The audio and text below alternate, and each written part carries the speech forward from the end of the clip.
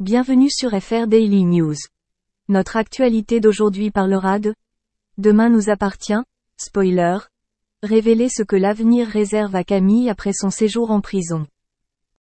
Responsable de l'explosion des Agnès Varda, Camille est envoyée en prison dans Demain nous appartient. Mais qu'attend la jeune fille à son retour? Elisa Ezzedine, son interprète, a fait quelques révélations sur l'avenir de son personnage. Responsable de l'explosion du lycée Agnès Varda, Camille vient d'être envoyée en prison dans Demain nous appartient. Si l'on peut croire que la fin de cette intrigue sonnera le départ d'Elisa Ezzedine de la série, cette dernière reviendra bel et bien dans le feuilleton quotidien de TF1 d'ici quelques semaines. Nous ne la reverrons pas avant quelques semaines. Mais aucune scène ne sera diffusée en prison, a confié la comédienne dans la chronique de Télé Loisirs. Mais après plusieurs semaines dans un centre de détention pour femmes à Rennes, qu'attend Camille à son retour à 7? C'est une nouvelle Camille qui revient. Dans les colonnes de Télé Loisirs, Elisa Ezzedine a fait quelques révélations sur l'avenir de son personnage. Camille reviendra plus mature et elle va vivre beaucoup de nouvelles choses, a expliqué l'actrice avant de préciser. Depuis le début, Camille a toujours été forte, entre les kidnappings et toute cette attaque. Ce mois de prison va la faire réfléchir et décider. Quand elle reviendra, elle sera aussi une adulte.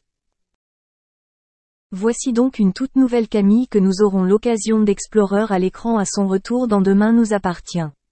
D'ailleurs, la jeune femme pourrait avoir le choix à sa sortie de prison, comme l'a révélé l'actrice. Il ne faut pas oublier qu'elle a déjà un baccalauréat, terminé le lycée donc elle aura un choix de carrière. Elle devra choisir qui elle veut être en tant que femme. C'est une nouvelle Camille. Elle reviendra. Alors, comment se déroulera le retour de Camille à 7 après son passage dans le monde carcéral? Quel choix professionnel va-t-elle faire? Répondez bientôt à Demain nous appartient. Merci d'avoir regardé et à la prochaine vidéo. N'oubliez pas de vous abonner à notre chaîne. En attendant, faites-nous part de vos commentaires dans la section commentaires ci-dessous. Rappelez-vous, c'était le 25 janvier dernier, Florent Pagny annonçait une triste nouvelle sur la toile, dans une vidéo très sobre. Le coach de The Voice annonçait qu'il allait devoir renoncer à sa tournée des 60 ans. La raison?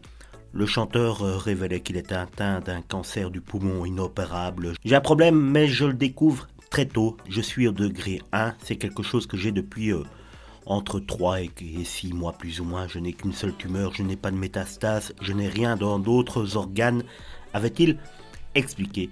Une annonce qui avait beaucoup ému tous les Français. Malgré la gravité de sa maladie, Florent Pagny a décidé de se battre et de tout mettre en œuvre pour guérir le plus rapidement possible. D'après des nouvelles informations, l'état de santé de Florent Pagny irait beaucoup mieux. Le combat de Florent commencerait progressivement à porter ses fruits.